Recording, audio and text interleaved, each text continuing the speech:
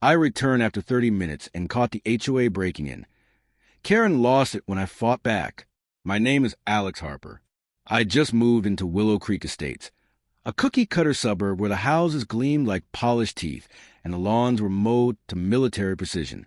It seemed idyllic at first. Quiet streets, friendly waves from neighbors. But lurking beneath was the iron fist of the Homeowners Association, ruled by Brenda Wilkins.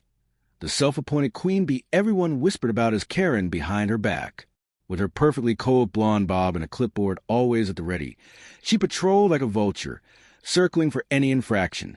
A weed out of place, a mailbox slightly askew. I learned fast that crossing her meant war. It started innocently enough.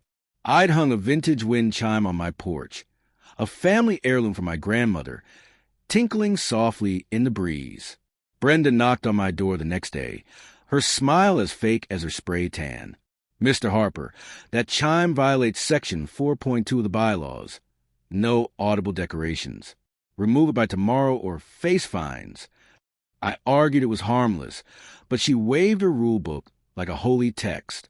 "Rules are rules," she sneered, striding away with her minion, Harold Jenkins, the HOA vice president, trailing behind like a loyal lapdog.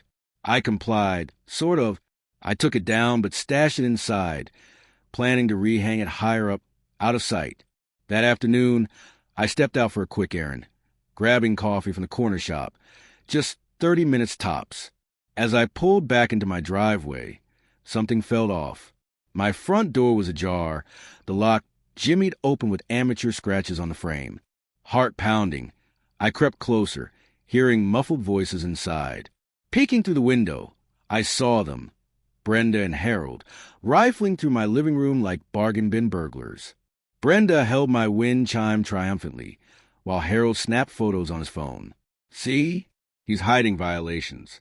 We'll cite him for hoarding, too," she hissed, her voice dripping with glee. Rage boiled in my veins. This was an inspection. It was a break-in. I burst through the door, phone already recording. "What the hell are you doing in my house?" Brenda spun around, her face paling to the color of skim milk. "This is an emergency enforcement. Your chime was reported again. We have authority." Harold stammered, dropping his phone, which skittered across the floor. I snatched it up, seeing incriminating text. "Break in if he's gone. Teach the newbie a lesson." My blood turned to fire. Authority? This is trespassing, you idiots. Smile for the camera.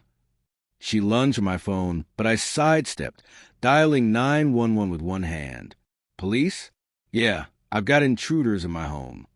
Brenda's composure shattered like cheap glass. "You can't do this. I'm the president. We'll sue you into oblivion," she shrieked, her voice cracking as she clawed at the air. Harold bolted for the door, but I blocked him, shoving the wind chime into his arms. "Take your evidence and explain it to the cops." Sirens wailed in the distance as Brenda melted down, tears streaking her mascara. "You're ruining everything. This neighborhood is mine." She collapsed onto my couch, sobbing hysterically, while Harold whimpered apologies. The officers arrived, cuffing them both after I showed the video and Harold's phone. Turns out, Brenda had a history. Prior complaint of harassment, even a restraining order from an ex-neighbor. But I wasn't done.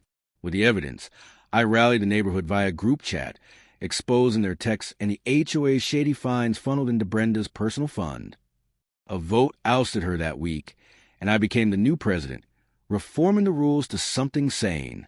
As for Brenda, she moved out in disgrace, her house sold at a loss. Every time my wind chime sings now, it's a sweet symphony of revenge. Willow Creek finally breathed free, and I slept like a king, knowing I had turned the tables on the ultimate Karen.